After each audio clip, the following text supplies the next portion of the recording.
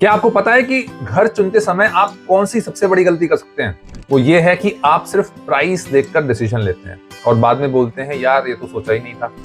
दोस्तों, आज हम बात कर रहे हैं ready to move in versus under construction घरों की, और 2026 में इन दोनों में सही से चुनाव कैसे किया जाए इसके बारे में आज हम आपको बताएंगे। सबसे पहली बात करते हैं रेडी टू मूव इन घरों की। ये literally what you see is what you get वाली कैटेगरी है। और आप जाते हो और फ्लैट देखते हो, चाबी लेते हो, बिजली पानी चालू और बस जीरो टेंशन। कोई कंस्ट्रक्शन डिले नहीं होता इसके अंदर, कोई बिल्डर की प्रोमिसेस की कहानी नहीं होती, और सबसे इंपॉर्टेंट बात, पोजीशन जो है उसका इंतजार नहीं करना पड़ता।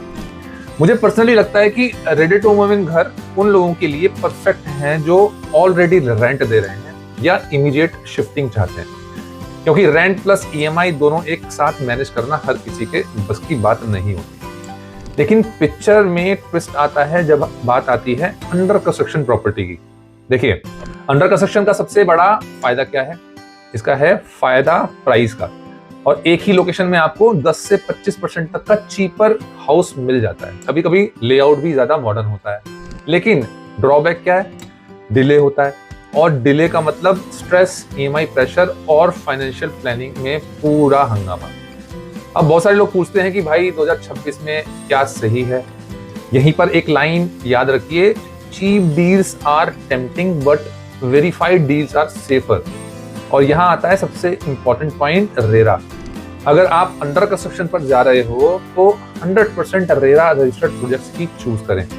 रेरा का मतलब सिंपल भाषा में एक सरकार का लीगल फ्रेमवर्क जो बिल्डर को टाइम, क्वालिटी और मनी पर अकाउंटेबल बनाता है।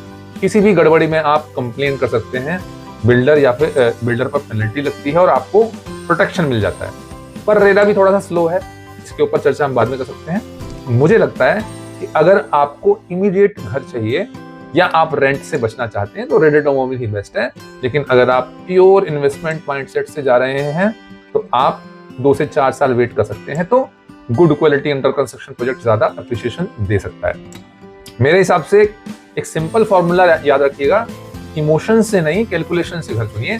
Ready to move in is equal to stability, clarity, surety, and under construction is equal to lower price, future appreciation but little risk. आखिर में सवाल ये नहीं है कि रेडी टू मूव इन सस्ता है या अंडर कंस्ट्रक्शन फायदेमंद। सवाल ये है कि आपकी जरूरत, आपका बजट और आपकी रिस्क कैपेसिटी किस तरफ इशारा कर रही है। सो आप किस कैटेगरी में आते हैं कमेंट में जरूर बताइएगा। आप कौन सा घर प्रेफर करते हैं?